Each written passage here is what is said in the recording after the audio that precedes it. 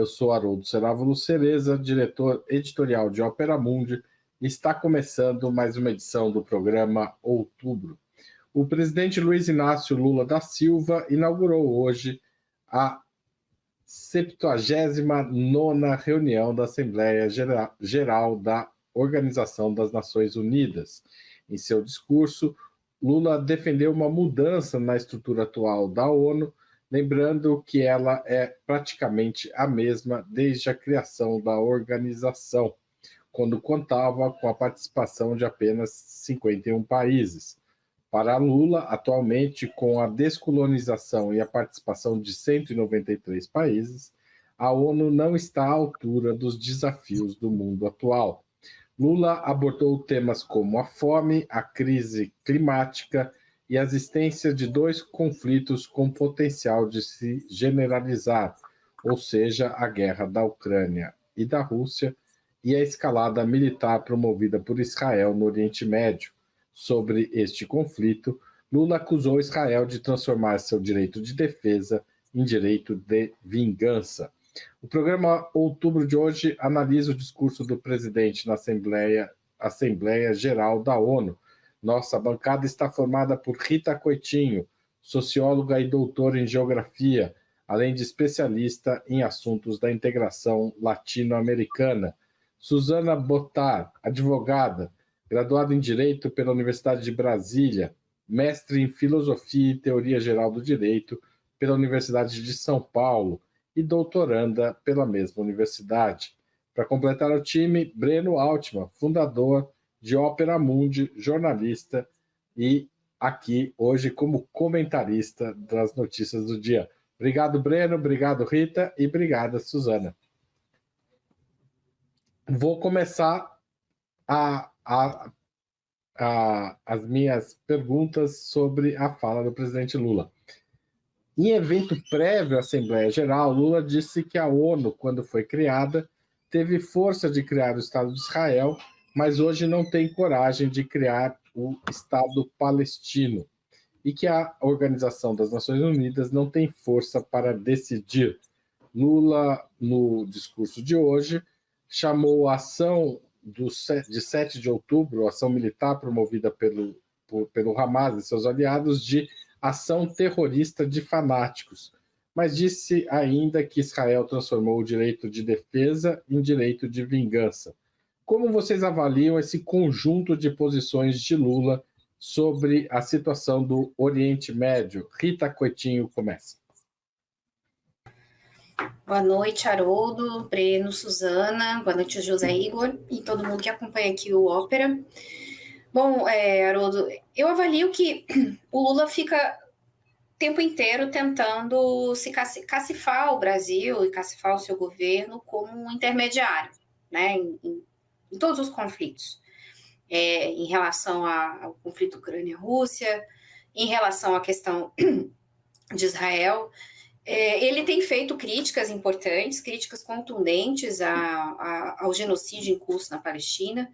Chegou a entrar aí em algumas polêmicas no sentido de que os defensores de Israel consideraram as falas do Lula polêmica, né? Mas ele foi assertivo em fazer críticas e disse, inclusive, que se tratava de um genocídio.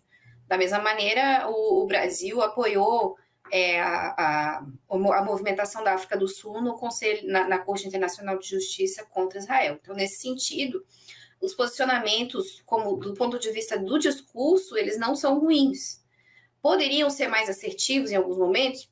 Talvez pudessem ser mais assertivos, mas eu vejo que ele busca esse tipo de posicionamento para tentar continuar se cacifando aí como um mediador, né? Buscar uma posição de meio termo, como é da natureza do Lula, em muitos temas, não só nesse tema. Por outro lado, a prática não condiz com o discurso. O Estado brasileiro mantém contratos com empresas israelenses até hoje. O Brasil não tomou nenhuma ação contundente contra o embaixador de Israel no Brasil, quando esse fez várias provocações, desafiando a autoridade do governo brasileiro. Dentro do território brasileiro, o governo também não fez nenhuma atitude mais forte, como deveria ser, em relação a isso.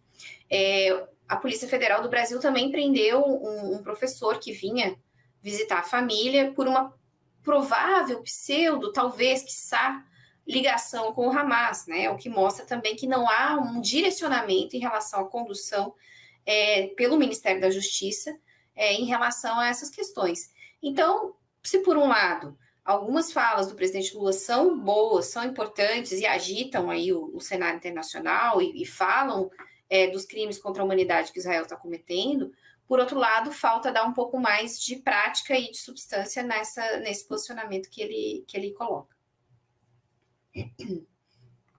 Obrigado, Rita. Suzana.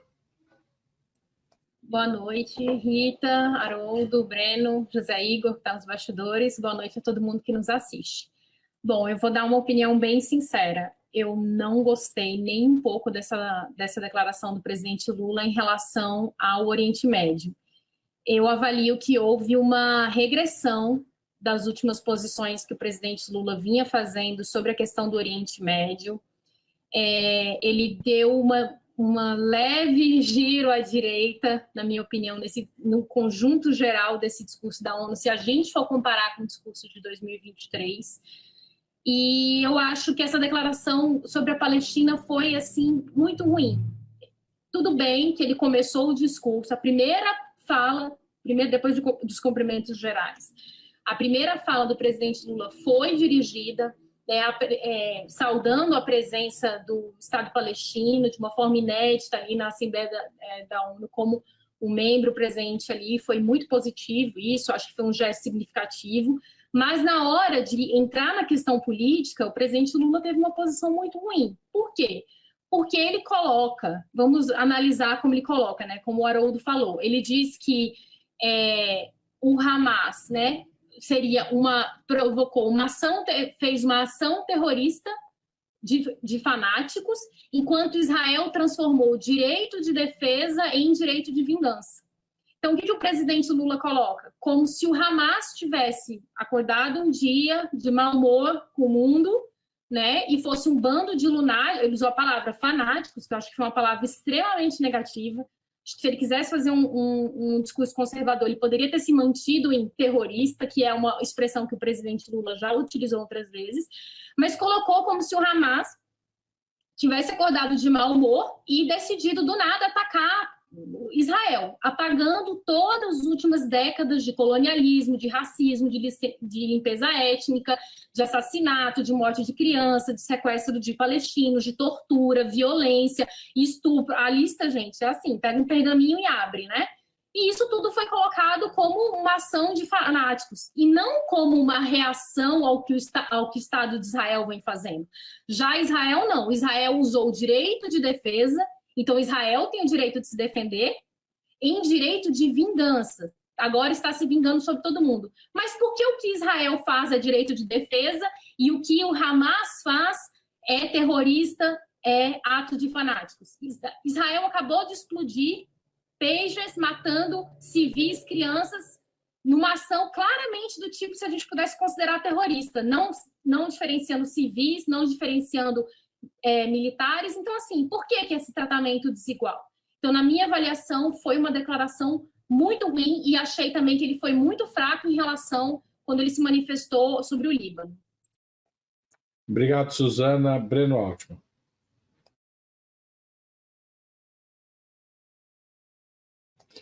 Três minutos, hein, Breno? Boa noite, Rita, Suzana, Haroldo, boa noite, Igor, boa noite a todas e todas que nos escutam. Olha, eu concordo com o ponto de vista da Suzana. Houve um rebaixamento discursivo gigantesco, para além da contradição que a Rita identifica corretamente, a meu juízo, entre o discurso e a prática do governo brasileiro em relação ao Estado de Israel. O discurso ficou mais próximo da prática, e não a prática do discurso. Houve rebaixamento discursivo. Um rebaixamento discursivo muito sério. Além do registro que a Suzana já fez, quando compara a maneira como foi tratada a resistência palestina, qualificando de fanatismo e terrorismo a ação do Hamas, enquanto que Israel teria direito de defesa, mas teria exacerbado esse direito de defesa, transformando em direito de vingança e punição coletiva, ou seja, dentro de conceitos críticos, mas conceitos que não são de amálgama moral, enquanto com a resistência palestina ele adotou um amálgama moral, ou seja, fanatismo e terrorismo, é a crítica mais ácida, ou é a penúltima crítica mais ácida que pode se aplicar a uma força política. A outra crítica mais ácida, Lula parou de fazer nesse discurso, que é apontar o Estado de Israel como Estado genocida. Essa é a mais ácida de todas as críticas na linguagem diplomática internacional. Lula, de fato, empregou esse termo em relação ao governo Netanyahu inúmeras vezes, mas no discurso das Nações Unidas ele deixou de fazê-lo. E isso é muito relevante que o tenha feito. Se o Lula o fez com o objetivo de manter uma posição de mediação, ficaria o seguinte questionamento: e antes, quando ele criticava o Estado de Israel por genocídio, ele não tinha preocupação de intermediação? Será mesmo essa a razão que levou a essa mudança discursiva? Porque Lula acusou Netanyahu não apenas de genocida, mas comparou o governo Netanyahu ao nazismo, na famosa intervenção em Addis Abeba em fevereiro. Não é? Algum outro fator pode ter levado à alteração do discurso de Lula sobre a questão palestina. E, para concluir, em um momento de agravamento da situação naquela região, porque o Estado de Israel amplia o genocídio, desrespeita as resoluções da própria Nações Unidas e amplia o genocídio através da escalada contra o Líbano. Não é? Então, são questões que eu acho que são gravíssimas e que demonstram que houve um rebaixamento do discurso, um rebaixamento no discurso de Lula sobre a questão palestina.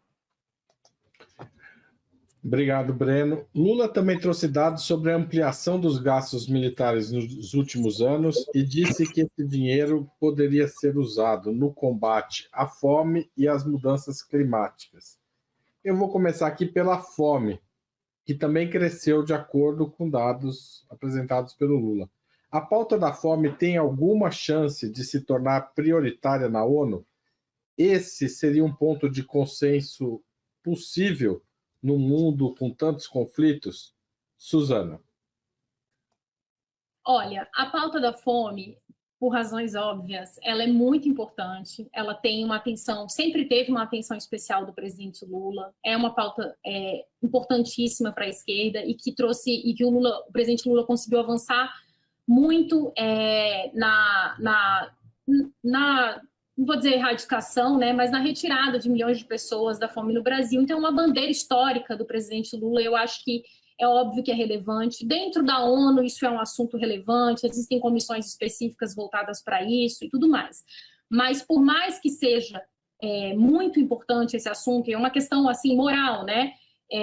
Não acho que isso é o foco das discussões atuais, nem acho que é isso que pode servir como um ponto de liga, um ponto de consenso hoje no mundo. Definitivamente, esse não é o assunto que está em pauta. Se você for pegar o discurso do Lula de 2023 e comparar com o de hoje, eu acho que o presidente Lula, naquela época, tinha adotado uma postura, mas um caminho muito mais relevante para abordar a questão da fome. Porque o Lula falou da questão da fome em 2023, ele falou sobre isso. E reiterou o compromisso de campanha dele de que ele quer terminar o mandato dele com todos os brasileiros tomando café, almoçando e jantando. Qual que é a questão? Em 2023, o Lula fez um discurso mais à esquerda. Ele fez um discurso que ele englobava a questão da fome dentro da questão da desigualdade. Eu vou até abrir as aspas aqui, porque ele começou o discurso dele em 2023 falando que o maior problema do mundo era a questão da desigualdade e que a fome estava dentro desse ponto. Então, ele falou, se tivéssemos que resumir em uma única palavra esses desafios, e os desafios que ele coloca são insegurança alimentar, questão climática, as tensões geopolíticas, ele colocou, ela seria desigualdade. A desigualdade está na raiz desses fenômenos ou atua para agravá-los. Então, era um discurso muito mais à esquerda, muito mais progressista, que conversa até com os movimentos que vêm eclodindo no mundo mais à esquerda desde depois da crise de 2008, que eu acho que é uma perspectiva muito mais interessante. Porque falar da fome de uma forma genérica, gente, na atual conjuntura do mundo hoje, é um pouco assim, é um pouco falar de platitudes, essa é a verdade. Eu senti muito isso no discurso do presidente Lula. Ele abordou muitos temas repetidos que ele falou em 2023, mas de uma forma mais pasteurizada, com menos energia, né? Foi um discurso bem menos corajoso, mais tímido, e o mundo está passando por um momento muito turbulento, um momento de conflitos, assim, inéditos, né? Assim, desde a Segunda Guerra Mundial, voltando a ter discussão sobre conflito nuclear. A gente está passando por um momento muito difícil. Na minha opinião, não é um momento de discursos de platitudes, é um momento de ter discursos mais corajosos, né? E que não fiquem só nessa coisa de querer fazer bonito. Eu acho que foi muito, muito tímido o discurso do presidente Lula. Obrigado, Suzana. Breno. Conclusão. Agora está aberto. Eu concordo com a conclusão que a Suzana faz, comparando o discurso de Lula de hoje com o de 2023. Houve também no debate sobre a fome um rebaixamento discursivo. Ou seja, aparentemente o presidente Lula busca aliviar a tensão com os setores hegemônicos no mundo ocidental.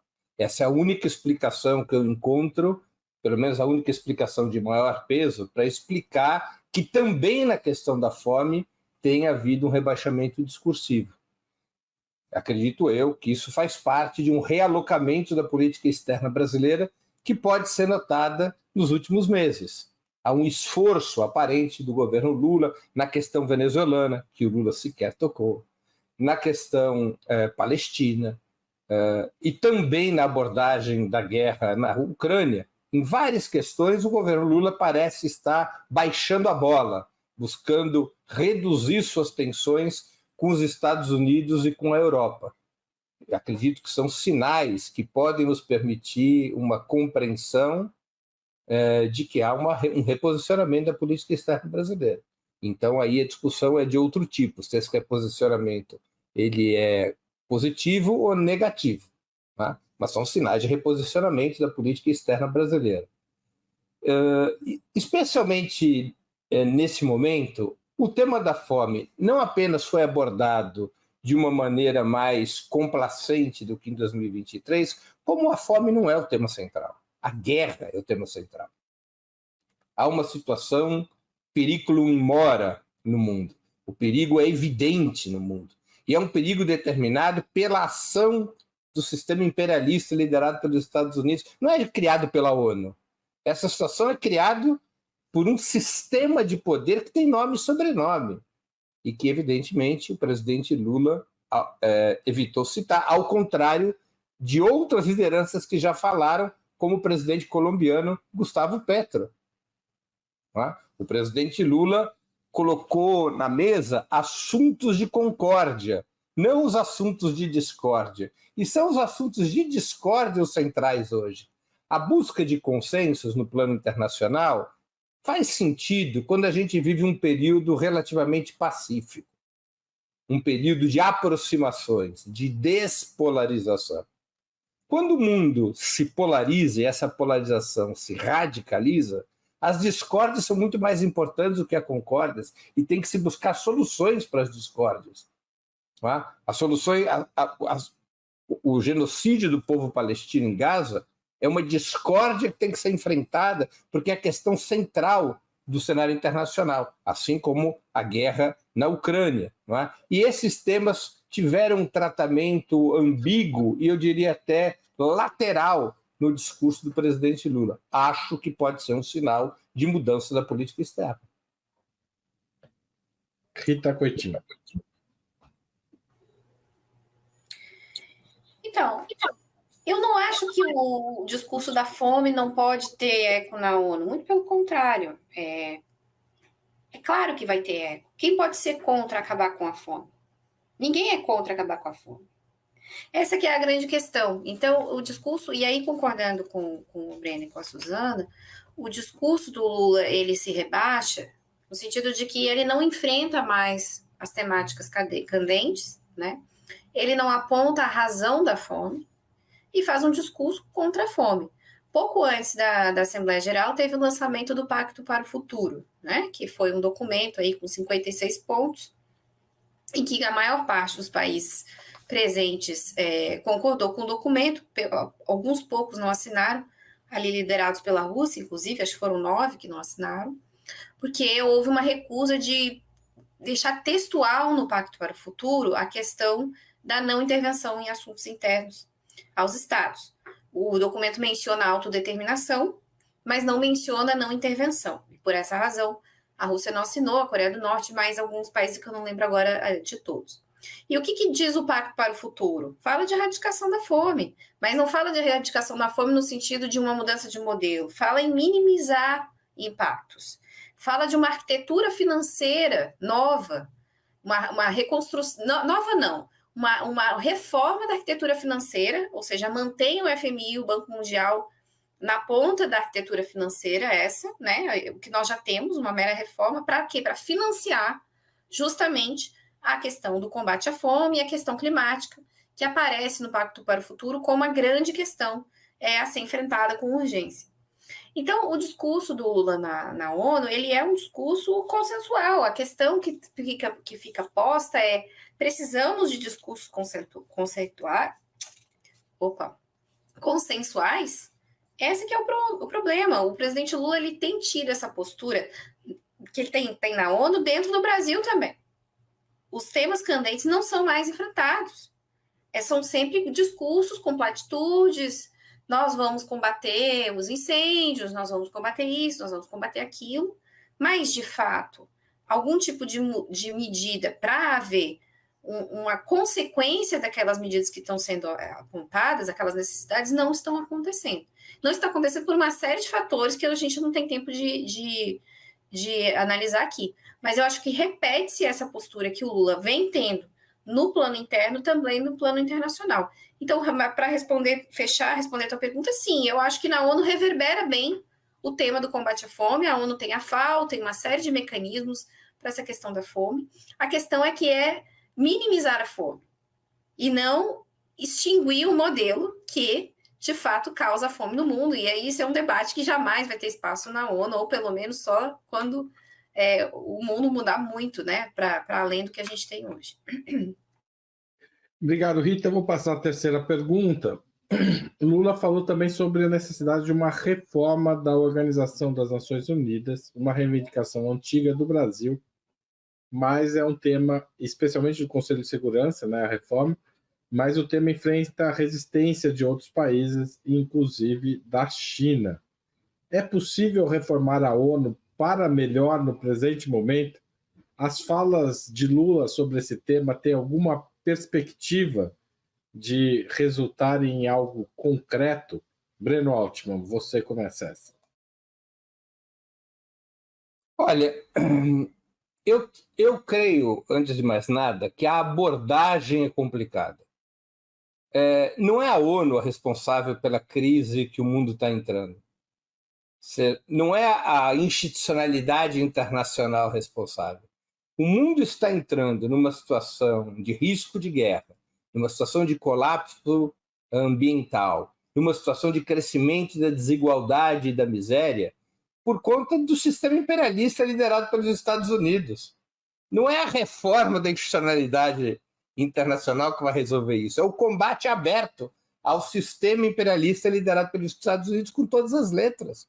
Ainda que no ambiente da ONU isso possa ser feito, digamos, de forma mais diplomática, essa é a essência do problema. O modelo de desenvolvimento econômico que passou a ser hegemônico a partir dos anos 90, as políticas neoliberais, o fato dos Estados Unidos buscar impor, através das armas, políticas de mudança de regime nos países, as intervenções internacionais dos Estados Unidos em todos os continentes, a existência de um sistema imperialista que captura as instituições internacionais em favor dos interesses da burguesia norte-americana. Este é o problema, não é a ONU. E vou dizer mais uma coisa, eu acho que a ONU está boa do jeito que é o possível. Imagina só, no discurso do presidente Lula, ele critica o poder de veto. Imagine se deixasse de existir poder de veto no Conselho de Segurança das Nações Unidas, onde é que nós íamos parar? O que ia acontecer? Os Estados Unidos iam formar a maioria de 3 votos junto com o Reino Unido e a França, isolar a Rússia e a China e ganhariam todas as votações do Conselho de Segurança? Ou esse Conselho de Segurança seria ampliado, conforme a proposta do próprio Brasil, para o nosso país, mais Japão, Índia e Alemanha, e os Estados Unidos ganhariam todas as votações? Vamos supor que, enquanto o Brasil for governado pelo presidente Lula, eventualmente o Brasil se alinhando com a China e com a Rússia e outros 5 países votando contrariamente? Ou vai transferir o poder deliberativo para a Assembleia Geral, com o voto do Senegal valendo o mesmo que o da Rússia?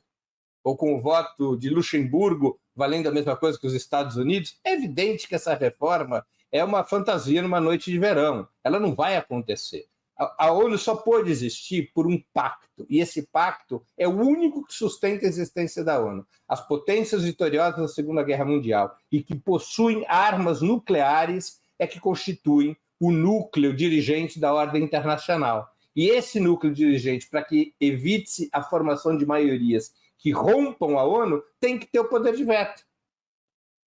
Isso paralisa a ONU? Claro que paralisa, mas foi feito para paralisar, para evitar que um sistema predominasse sobre o outro. A ONU foi criada em plena Guerra Fria. E nós voltamos a ter uma situação bipolar. É evidente que tem que ter mecanismos pelos quais um sistema não possa se impor sobre o outro. A ONU pode ser reformada em várias coisas. Claro que seria uma reforma útil. Ela pode se democratizar, ela pode melhorar o sistema ONU pode ser melhorado. Agora, a essência do problema não está na ONU. E este caminho de reforma da ONU, ele é impraticável. Ele significaria o fim da ONU no dia seguinte. Porque vocês imaginam Rússia e China se submetendo aos Estados Unidos, Reino Unido e França? Ou vice-versa? Claro que não. Obrigado, Breno. Rita. Eu concordo com o que o Breno falou. Assim, não vai acontecer uma reforma na ONU que mude substancialmente o equilíbrio que existe dentro da ONU. Então, assim, são discursos inúteis, né? Faz parte, é um agito, né? Faz um fórum aqui, faz um fórum ali, pede um apoio lá, os países se alinham, dizem eu te apoio para o Conselho de Segurança, né? Cria aí um clima de uma tentativa de democratização. A ONU teve uma reforma, não é verdade que a ONU nunca teve uma reforma. O Conselho de Segurança foi ampliado de, acho que eram 6 para 11, né? Ou 14, enfim, agora o número certo eu não lembro, mas foi nos anos 60 que houve essa reforma. Para quê? Para dar algum ar, né, de um pouco mais de democracia dentro do Conselho de Segurança, e agora o que pode acontecer, e eu acho que isso é possível que aconteça, é uma nova ampliação do Conselho de Segurança para membros rotativos, talvez alguns membros permanentes sem poder de veto. Agora, o Instituto do Veto nos 5 países do pós-guerra, isso eu não acredito nessa mudança, né? Isso não acontecerá. De mais a mais, o governo brasileiro tem feito isso tem sido uma plataforma insistente de todos os governos do Lula, os 2 governos do Lula anteriores, esse era um tema central de várias negociações internacionais. O Brasil criou um G4 lá com o Japão, a Alemanha e a Índia, e aí criou um G4 com o Japão dentro, e reclama por aí que a China não apoia, né, o pleito do G4. Não a vai apoiar. A China poderia apoiar algum pleito brasileiro se não envolvesse mais poder para o Japão dentro da arquitetura da ONU. Então, assim, é uma situação congelada, que não tem muito... Me permite, Rita, ou a Rússia aceitar a Alemanha no Conselho de Segurança da ONU. Então, isso não vai acontecer. Os países realmente dizem, Brasil, eu te apoio, né? Mas eu te apoio sem Japão e sem Alemanha. E assim por diante. Assim. Então, é uma coisa que é inócua, não vai funcionar, não vai acontecer, na verdade. E o Breno está coberto de razão, o problema não é a ONU. As pessoas dizem que a ONU está imóvel em relação a que Israel faz. O que as pessoas querem? Que a ONU bombardeie Israel? A ONU sequer tem esse poder, né? As intervenções baseadas lá no capítulo que não existe, o chamado capítulo 6,5 da ONU, né? Que é uma interpretação dos capítulos 6 e 7 da Carta da ONU, essas operações especiais, elas são operações que têm um limite muito claro, normalmente respondendo aos interesses das potências, como a gente teve no caso da Bósnia, por exemplo, né? E não haverá uma intervenção da ONU em relação a Israel, porque seria o fim, né, de uma arquitetura de poder que está mandando hoje no mundo, né? Então, realmente, eu acho esse discurso da reforma da ONU um discurso cansativo, um discurso sem muita razão de ser. Agora, é claro, algumas pessoas colocaram no chat, a ONU é inútil e tal. Não é inútil. Não é inútil porque esses documentos que aparentemente são inúteis, Pacto para o Futuro, não sei o quê, eles criam também algum tipo de expectativa nos países, algum tipo de expectativa nos atores que atuam internacionalmente, criam modelos a ser seguidos, modelos de democracia, modelos de direitos humanos, coisas que ficam, vamos dizer assim, formando algum tipo de arcabouço cultural aí para a maioria dos países. Então, ela tem um papel. Mas o papel dela não é de acabar com as guerras que o imperialismo promove. Aí é com o imperialismo o problema. Obrigado, Rita. Suzana. Eu acho que o Breno e a Rita foram certeiros aí na opinião, né? Primeiro, assim, eu acho que é inviável essa alteração que o presidente Lula quer, então acho que é um pouco falar com as paredes. Porque é o que o Breno colocou, vai incluir Japão, Índia, Alemanha, para quê? Para que a China vai aceitar isso? Por mais que esses países não tenham poder de veto, só para ficar feio para a Rússia e China apanhar nas votações? Não tem sentido nenhum isso, né? E como que você vai botar poder de veto sobre países que não detêm uma força real, concreta e material? Né? Porque é isso que o Breno colocou. Esse poder de veto está ancorado em forças militares, né? Em causas muito concretas e materiais de por que eles existem. Então, assim, a gente já viu qual que é o efeito de ter vários países com representação, falando, isso não tem efeito concreto nenhum. Então, por exemplo, o Estado palestino, todo ano a ONU vota, reconhece que Israel viola o direito internacional, que o Estado palestino devia ter sido criado. Gente, é maioria na ONU isso, e o Estado palestino foi criado? Não! Então, o problema não é a ONU, o problema é o imperialismo. É isso que a gente tem que falar. Quem que tá impedindo um cessar-fogo? Quem que vetou as propostas de cessar-fogo principais no Conselho de Segurança da ONU? Foi os Estados Unidos. Não foi a ONU. A ONU é a favor do Estado palestino. A ONU é a favor do cessar-fogo. O problema é o imperialismo. Então, essa não é a questão. E acho que é uma outra coisa que a gente tem que pensar. Toda vez que os Estados Unidos estiverem a favor de alguma coisa, pezinho para trás, para e pensa bem que tem alguma coisa errada. Por que os Estados Unidos estão sendo simpáticos a essa proposta do Brasil de aumentar o Conselho de Segurança? É óbvio que coisa boa não é, gente. Isso assim, tem que ser quase que um instinto da esquerda. Se os Estados Unidos, se o imperialismo está a favor de alguma proposta, pense duas vezes que tem alguma coisa errada, né? Então, assim, eu acho que é inviável. Acho que pode soar bonito, né? Fica falando que quer mais representatividade dos países latino-americanos e blá, blá, blá. Mas, assim, concretamente, eu acho que isso não traz... Acho que a gente tem que pensar isso até pelo Brasil. Assim, isso não vai... Eu não acho que isso é positivo para o Brasil, porque eu acho que isso vai ter uma cadeira, eventualmente, lá, não vai deslocar o eixo de poder em favor do Brasil. E, por fim, eu só queria destacar que eu vi alguém no chat falando como que o Lula combateu a fome, que o PT nunca fez isso. Gente, assim, Google, dados, tá? Relatório das Nações Unidas sobre insegurança alimentar no mundo em 2023 caiu a insegurança alimentar em 85%. Governo do PT, antes da desgraça do Bolsonaro e do Temer, Brasil saiu da mapa da fome. Então, assim, questionar isso é tipo questionar, afirmar que a Terra é plana, tá bom? Então, é só olhar no Google que tá lá. Obrigado, Suzana. Antes da gente continuar, eu queria fazer um convite aqui, aproveitar que o Breno está aqui e lembrar que no dia 28 de setembro vai acontecer o próximo Café com História. O tema é a Revolução Haitiana, a primeira revolução anticolonial da América Latina, lideradas por ex-escravizados negros. E, aliás, uma revolução que influiu decisivamente na história e na reação das elites brasileiras no período da independência. Então, essa é um encontro bastante interessante, aberto para quem é membro pagante do nosso canal no YouTube e para assinantes solidários do nosso site, tá certo? Breno, você quer falar alguma coisa sobre isso? Quer um comentário? Só no sábado, é isso? Então tá bom. Então quem já é assinante e quem é membro pagante, olha aí, procure, vou colocar o link na tela, aí embaixo. Cadê o link? Deixa eu achar aqui. O link é omundi.news/CCH5.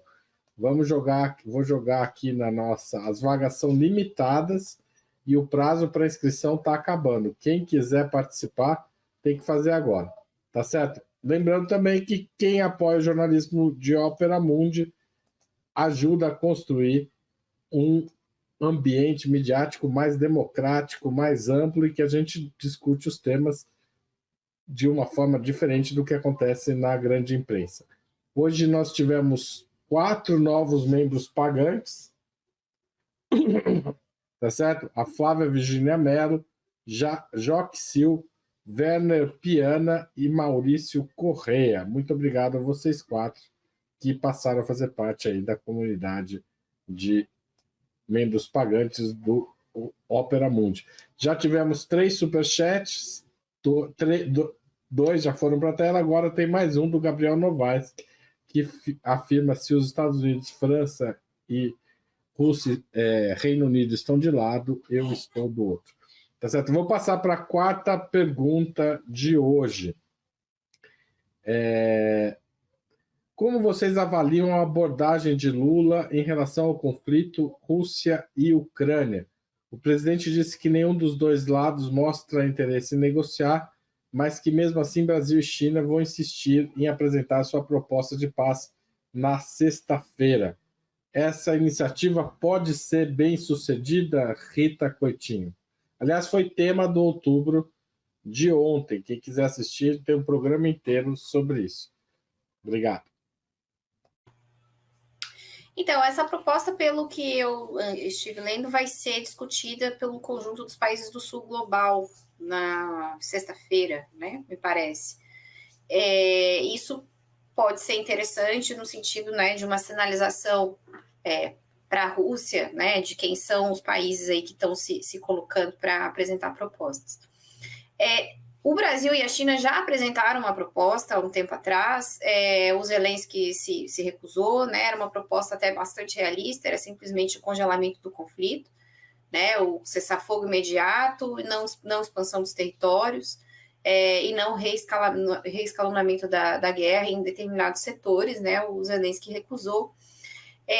Mas a questão que me chamou a atenção, antes de eu dizer se eu acho que tem futuro ou não, é que o Lula disse que a Rússia se nega a negociar, e isso não é verdade, né? Houve já algumas tentativas de negociação e tem havido gestões enfáticas da OTAN, dos secretários, dos principais dirigentes da OTAN, para que as negociações não aconteçam. Inclusive, houve todo um teatro de negociação na Europa recentemente, com vários países europeus, sem convidar a outra parte do conflito, que é a Rússia, né? Então, mostrando aí uma clara recusa do lado, o chamado ocidental, da OTAN, em haver qualquer tipo de conversação que possa, de fato, incluir o que a Rússia deseja, né, no sentido de fazer uma negociação. Lembrando que negociação é o seguinte: ambos os lados têm algo a perder ou algo a ganhar. Não há uma negociação da OTAN com os Zelensky e a Rússia necessariamente vai aceitar.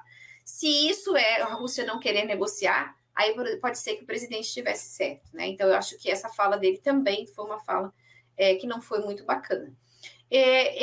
Me parece que a única maneira do conflito ter uma solução e haver, de fato, uma negociação é haver uma vontade do principal membro da OTAN, que são os Estados Unidos da América, de haver um congelamento desse conflito e um refluxo. Do contrário, o conflito tende a continuar, porque não há abertura da parte da Ucrânia no sentido de qualquer negociação que garanta, por exemplo, a permanência da Crimeia sob o controle da Rússia. A Rússia não vai abrir mão da Crimeia. Da mesma coisa, o Donbass, eu acho muito pouco provável que a Rússia abra mão daquele território. E sem a disposição da Ucrânia de negociar alguma perda territorial, não vai haver acordo. Então, pode ser, assim, pode ser Jesus Cristo que faz a mediação do acordo, e não vai acontecer. Então, é necessário que tenha, de fato, gestão da OTAN, que é a principal parte desse conflito, para que haja alguma possibilidade de negociação, e aí sim, incluindo a Rússia, né? Mas é importante que Brasil, China e o Sul Global levem propostas. Pode ser que, de alguma maneira, se tenha aí algum tipo de sinalização, mas realmente, sem a vontade dos Estados Unidos, isso não vai acontecer. Obrigado, Rita. Suzana.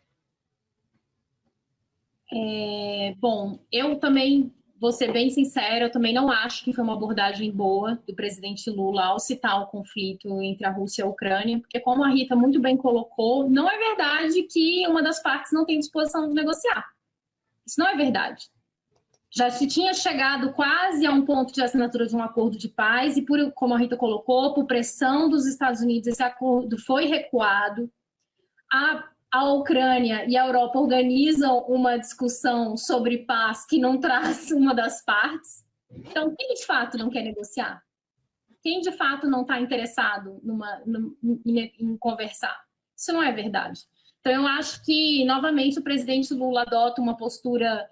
Acho que a escolha das palavras não foi feliz. Eu acho que, em 2023, ele tinha feito uma opção por dizer que os conflitos mostravam uma irracionalidade, né, na discussão. Então, acho que era mais...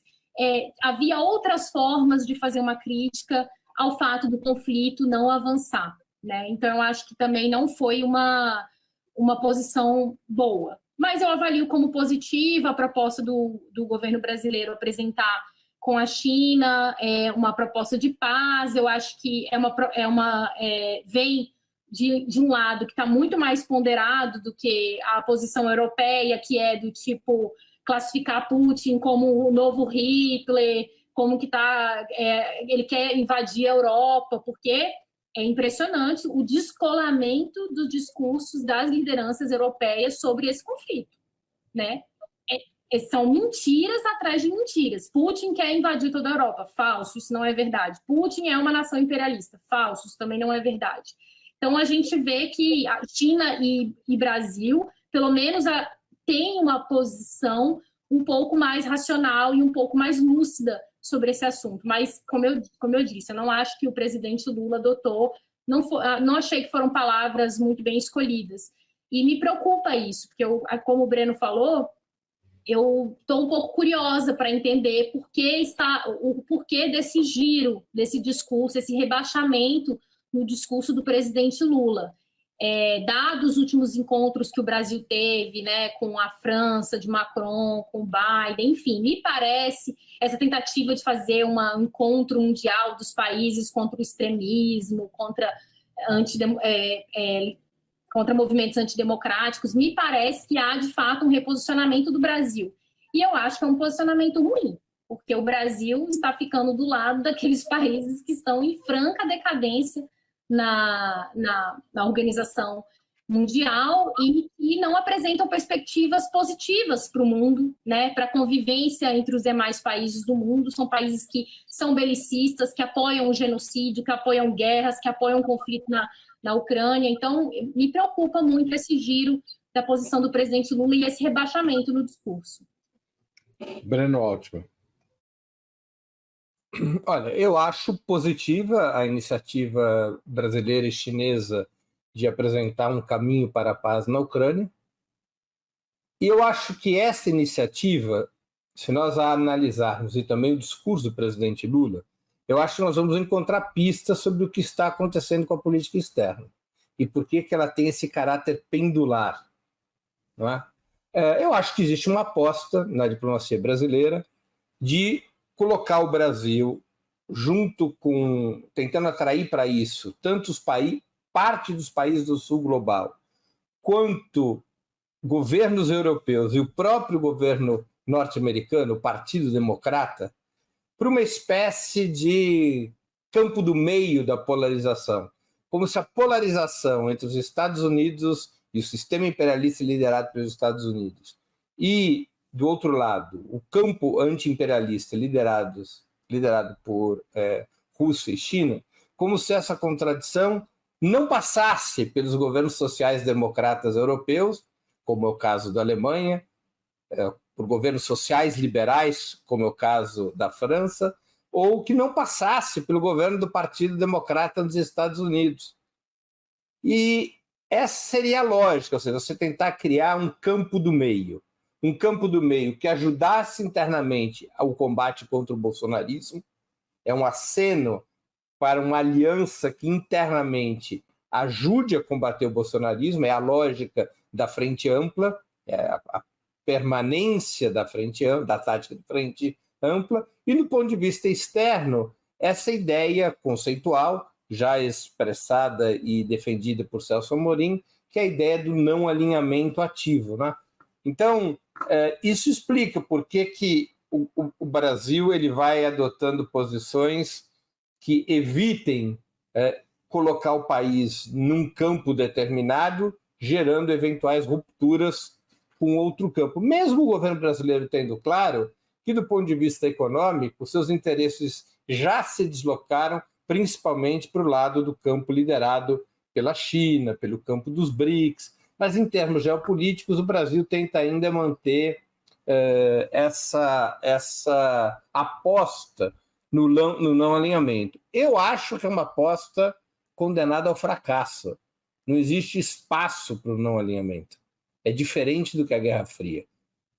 Não existe espaço para o não alinhamento. E o Brasil acaba perdendo oportunidades por conta dessa política. E isso se reflete no Brasil tomar a iniciativa com a China, mas no discurso do presidente Lula hoje, a guerra na Ucrânia é apresentada numa frase sintética como uma responsabilidade exclusiva da Rússia. E para informar que o Brasil sempre foi contra a invasão da Ucrânia pela Rússia, sem contextualizar o que aconteceu, sem contextualizar o avanço da OTAN através da Ucrânia sobre as fronteiras russas, ameaçando a segurança russa, sem colocar todo esse longo período de mais de 10 anos em que a OTAN buscou se posicionar para isolar e enfraquecer a segurança russa. E estava a postos para um passo adicional, que era a integração da Ucrânia na União Europeia e na própria OTAN, criando uma situação de cerco sobre a Rússia. Nada disso foi tocado pelo presidente brasileiro, como se a responsabilidade dessa guerra fosse russa. Então, são movimentos pendulares, também nesse tema da guerra russo-ucraniana, que me parece que a resposta está nessa aposta de criar um caminho intermediário e de manter um campo de aliança com a social-democracia europeia e com o Partido Democrata norte-americano para efeito também da política interna no Brasil. Obrigado, Breno. Antes de fazer a última pergunta, eu vou ler aqui, o Roberto reclamou que a gente não leu no ar. Ouvi outro discurso, ouvi palavras contra o atual sistema e ultimato para a ONU.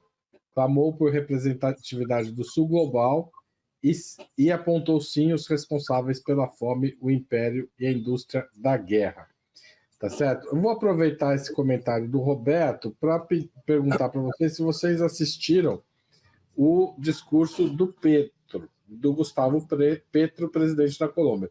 Porque Lula, sobre a crise climática, ele incluiu o tema entre os desafios que a ONU precisa enfrentar, mas o Petro foi um pouco mais, na verdade, foi mais contundente. Ele associou a mudança climática à guerra às drogas, ao uso de venenos para destruição de plantações de coca na Colômbia e também à indústria da guerra. Perto do Gustavo Petro, na minha opinião, o discurso do Lula foi muito mais moderado. O Lula poderia ter falado mais grosso na ONU. O que o impede de fazer isso, na opinião de vocês, Suzana Bota? Então, eu acho que sim, ele poderia falar mais grosso. Eu acho que foi, enfim, todo o cerne desse debate aqui da gente. Discordo do superchat que foi colocado aqui pelo companheiro. Não, o Lula não denunciou o império.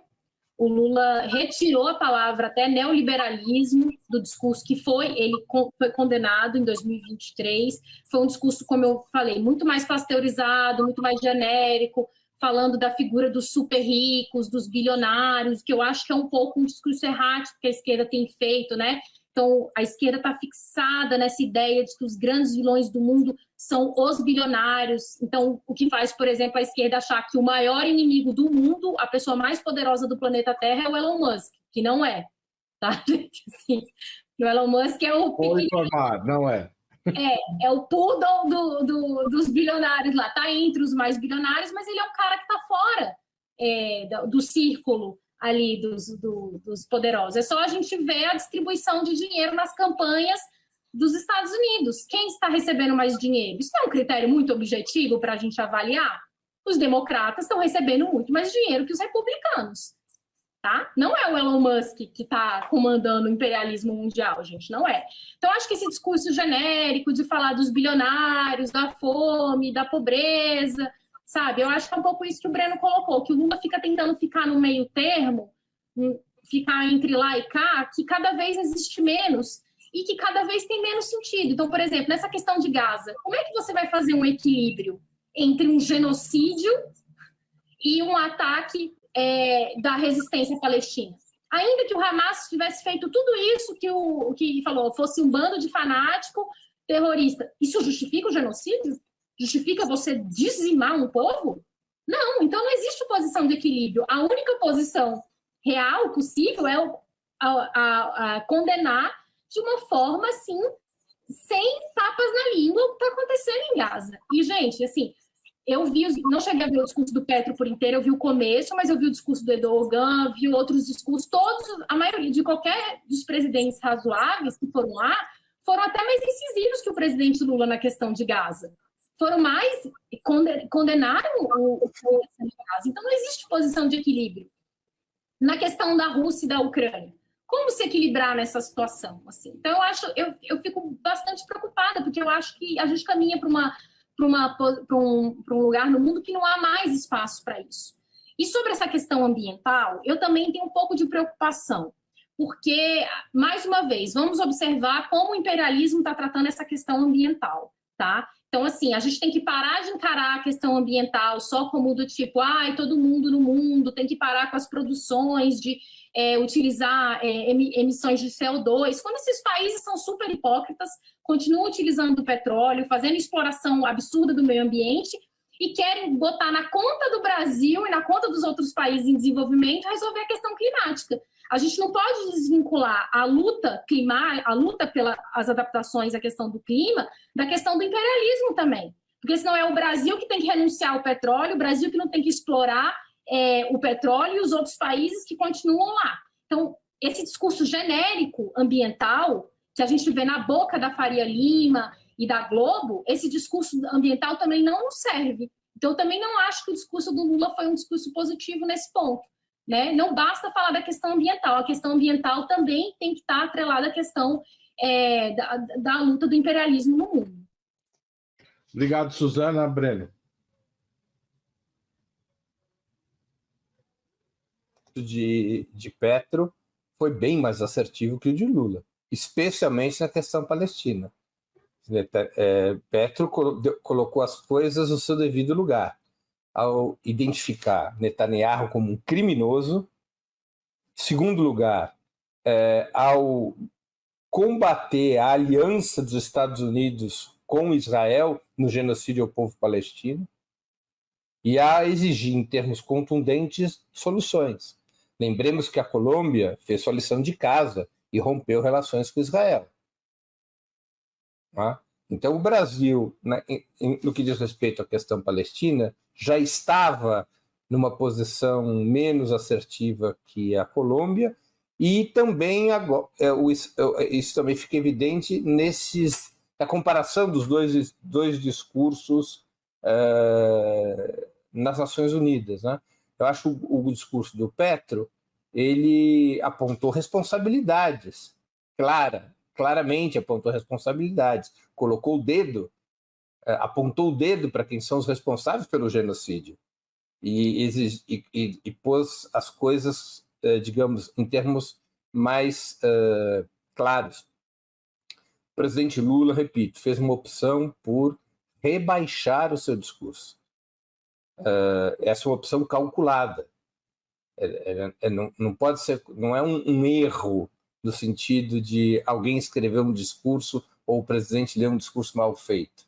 Foi um discurso calculado por um certo objetivo, como acontece em tudo que faz uma liderança do porte do presidente Lula. O presidente Lula, aparentemente, repito, a ideia que eu busquei aqui expressar na pergunta anterior, o presidente Lula aparentemente faz uma aposta para distensionar suas relações com o Ocidente, com a Europa e com os Estados Unidos. Essa é a agenda do presidente nos Estados Unidos, aliás.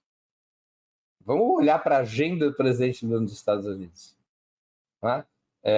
Uma das atividades não aconteceu, que ia ser no Instituto, na iniciativa Bill Clinton. Houve um problema, um desrespeito da segurança do Biden, e o Lula ficou, com toda razão, irritado com a maneira como se portou o serviço secreto, que cuida da proteção do presidente norte-americano. Não foi essa atividade, mas as atividades tiveram essa lógica de distensionar as relações com o Ocidente, ou seja, de manter portas abertas do ponto de vista geopolítico com o Ocidente, de evitar que o Brasil seja visto como aliado do bloco inimigo, o bloco liderado pela China e pela Rússia. Claro, pode ser um movimento pendular que precede a apresentação do plano para a paz na Ucrânia, que pode vir a confrontar os interesses do Ocidente. Então, faz parte, vamos dizer assim, dessa tática pendular para preservar esse espaço que, aparentemente, o governo brasileiro aposta a ter, que é um espaço do meio, um espaço ao centro, né? Acho que essa é a lógica, ao contrário de Gustavo Petro. Gustavo Petro foi mais incisivo, e prestemos atenção numa coisa: quando ele fala da Venezuela, Gustavo Petro tem agido junto com o Brasil sobre o tema Venezuela. Ele o fez para denunciar sanções norte-americanas contra a Venezuela, quando ele disse: são inaceitáveis sanções econômicas como as sofridas por Cuba, isso o presidente Lula também falou, como as sofridas por Cuba e pela Venezuela. O presidente Lula, para não entrar numa situação já complicada pela política brasileira em relação às eleições venezuelanas, o presidente Lula nem citou o tema venezuelano, que é um tema que acontece no nosso subcontinente, e ficou até um pouco estranho o presidente Lula não se referir a esse tema. Obrigado, Breno. Rita Coutinho. Eu acho que uma evidência disso que o Breno está dizendo é o peso imenso que o Brasil jogou esse ano nos acontecimentos, e ainda está jogando nos acontecimentos do G20 no Brasil. O G20 é um fórum que é um fórum das maiores economias do mundo, não é um fórum que pode trazer algum tipo de mecanismo, por exemplo, de atuação. E, ao mesmo tempo, no ano que vem, quando o Brasil vai assumir a presidência dos BRICS, o embaixador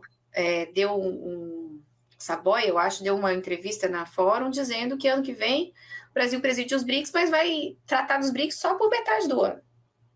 Na outra metade do ano, o Brasil vai tratar da COP, né? E vai priorizar a COP. Então, você vê aí qual é o tamanho que tem essa aliança Sul-Sul na atual diplomacia do governo Lula, pelo menos de uns meses para cá. Eu não sei se no primeiro ano de governo o governo parecia mais assertivo na sua participação nessa articulação aí dos BRICS. Mas, para voltar aos discursos, o discurso do Petro foi muito assertivo e tocou na grande ferida, porque a questão ambiental ela é uma questão de uso coletivo dos recursos. Os recursos naturais são de uso coletivo e ele trata, por exemplo, da questão da folha de coca, que é colocada, e da guerra às drogas, que é colocada como grande inimiga do povo, né? Então, isso leva ao armamento da população, ao extermínio de colombianos, ao enorme envolvimento da Colômbia dentro da rede de tráfico internacional de armas. Morrem milhares de pessoas, as florestas são desfolhadas, né, por conta da questão da cocaína, e, ao mesmo tempo, as mesmas figuras que financiam o tráfico de armas e a cocaína são também grandes magnatas do petróleo, da energia, do gás, enfim. Então o Petro ele põe o dedo na ferida, fala disso, o Lula não fez isso, e mais, eu digo mais, eu quero voltar ao que eu falei lá no primeiro. O Lula faz um discurso para jogar para a torcida, se vangloria de um mérito, de uma redução de desmatamento no seu primeiro ano de governo, mas nós estamos chegando ao segundo ano de governo e o Lula não fez nada para melhorar a gestão ambiental no Brasil. Ele sequer atendeu às demandas dos funcionários da pasta, né, dos servidores ali do MMA, do IBAMA, do ICMBio. Né, deu aumento para a Polícia Federal, para os militares, não reestruturou a carreira, não fez um concurso. O MMA e o IBAMA vão continuar com um déficit bizarro de fiscalização. Não tem combate, estão delegando para os polícias estaduais, né, para a polícia ambiental, nada contra o policial ambiental, que também tem um grande valor, mas o problema do desmatamento no Brasil, o problema ecológico no Brasil é um problema nacional, é um problema que precisa ser enfrentado nacionalmente com política do governo federal, e o governo não avançou nada nessa política, e agora está falando em criar uma autoridade climática. Para que criar uma autoridade climática? Se o combate ao ilícito ambiental, se o combate às queimadas, se o combate ao crime dos grandes latifundiários não está sendo feito pelo governo. Então, o Lula está usando um dado do ano passado, porque no fim desse ano ele vai colher um dado ruim, porque o desmatamento explodiu no Brasil esse ano, né? E vai terminar o governo sem ter feito nada, porque daqui a pouco não dá mais tempo de fazer nada.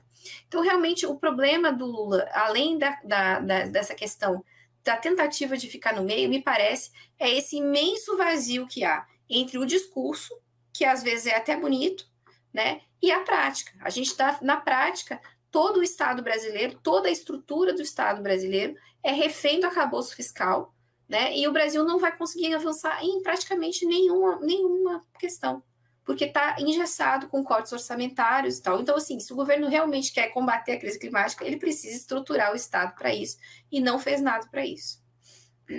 Obrigado, Rita. Como todo mundo se comportou hoje, a gente está com... quase não estourou o tempo, eu vou fazer uma última pergunta do Gabriel Novaes, que mandou um superchat também. Sobre o tema anterior, é um dos temas que a gente tratou, não seria necessário uma reforma do Conselho de Segurança na questão dos vetos?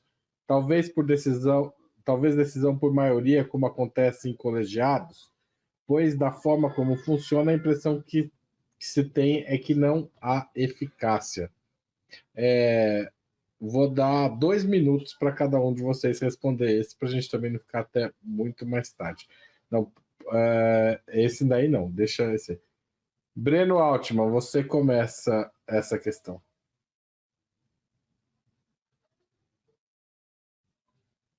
Tá mudo, Breno. Tá mudo, Breno. O sistema de vetos vem desde o nascimento das Nações Unidas, aliás, por exigência da União Soviética. Porque quando se constitui o Conselho de Segurança, os Estados Unidos havia uma pendência sobre quem representava a China, ainda não havia sido vitoriosa a Revolução Chinesa, e a União Soviética vivia uma situação, o governo chinês era o governo de Chiang Kai-shek, e a União Soviética corria o risco de ser triturada pelo Conselho de Segurança. Tá? Então, a primeira proposta da União Soviética foi: não há votação, é por consenso. E depois chegou essa fórmula, que também é uma fórmula de que as coisas só andam por consenso, na medida em que qualquer um dos membros permanentes tem o direito de veto. Se estabeleceu uma hierarquia entre as potências que dirigiram a campanha vitoriosa contra o nazifascismo e os demais países. Foi uma fórmula de equilíbrio em função da Guerra Fria.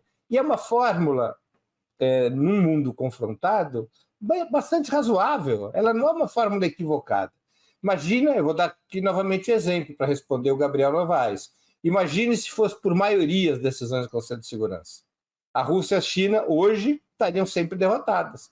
A aliança dos Estados Unidos, o Reino Unido e da França sempre derrotariam China e a Rússia. A China e a Rússia continuariam a participar da ONU nessas condições? Não, elas iriam cuidar da vida. E a ONU teria o mesmo fim que teve a Liga das Nações. Você pode ampliar o Conselho de Segurança. Ok, isso não é um problema dramático, mas não pode ser ampliado às custas ou de eliminar o poder de veto, porque isso enfraqueceria o equilíbrio entre forças, sistemas e campos, não pode ser feito dessa forma e também não pode ser feito de maneira que a ampliação crie isolamentos, desgastes e reequilíbrio de forças. Volto a dizer, se quiser incluir a Alemanha no Conselho de Segurança, é melhor falar com a Rússia lá pelo século XXIII. A Rússia não vai aceitar, até por questões simbólicas, que a Alemanha esteja inserida no Conselho de Segurança da ONU. Não vai aceitar. Não é? Bom, vai incluir a Índia. Bom, e o Paquistão, que é o rival regional da Índia? Da América Latina vai incluir o Brasil. Bom, legal. Aí o Brasil, que é uma situação política instável, vem um governo de direita, e como fica a correlação no Conselho de Segurança?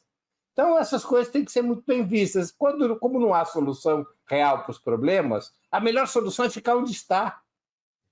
Essa solução é razoável, porque, eu repito e concluo, o problema não está nas Nações Unidas. O problema está no papel desempenhado pelos Estados Unidos e seus aliados, no papel do sistema imperialista no mundo. Esse é o problema. Sem que o sistema imperialista seja combatido e derrotado, a ONU vai ser o que é, um sistema de equilíbrio nessa disputa entre dois campos. Obrigado, Breno. Rita Coutinho. Eu estou contemplada com a resposta do Breno, porque, veja, não é uma questão de números, né? Assim, no sentido, a gente faz um colegiado, coloca mais pessoas no Conselho de Segurança, pode ser interessante, mas não há uma possibilidade real de uma mudança de correlação de forças numa situação em que há interesses antagônicos. Isso não acontecerá. Vou dar um exemplo. A Organização Mundial do Comércio. A Organização Mundial do Comércio era uma aposta dos Estados Unidos e dos países europeus, né? Foi criada ali, já faz algumas décadas. E no ano 2000, a China passou a fazer parte da Organização Mundial do Comércio. O Brasil participa ativamente da OMC. E lá tem um mecanismo de solução de controvérsias, formado por um número de juízes, que agora eu não vou lembrar de cabeça. Os Estados Unidos começaram a perder votações. E ao começar a perder votações, perdeu uma muito importante para o Brasil em relação à questão do algodão, por exemplo.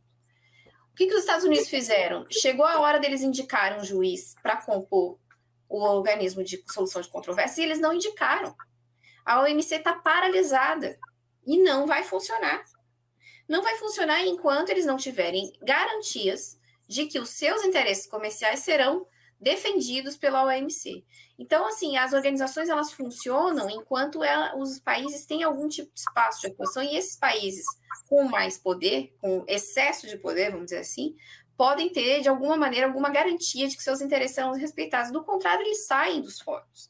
É só pensar todos os fóruns que os Estados Unidos, na época do Trump, por exemplo, saiu da Unicef, saiu de vários mecanismos importantes da ONU por não concordar com as políticas que estavam sendo levadas adiante.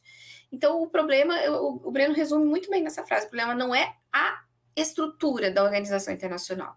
O problema é a correlação de forças que existe no mundo, e diante dela, o que a gente precisa fazer é lutar para mudar, e não pensar em fóruns, em instituições, porque eles só representam a correlação de forças que é real, que existe. Ela não muda pelo fórum, o fórum muda pela correlação de forças. Obrigado, Rita. Suzana.